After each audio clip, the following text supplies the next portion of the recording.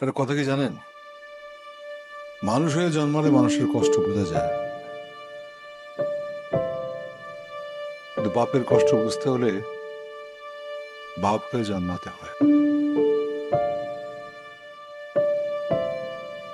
আরে চাকরি কি ভাল লাগে নাকি? পরিবারের সবাই খুশি, তাদের খুশিতে আমিও খুশি।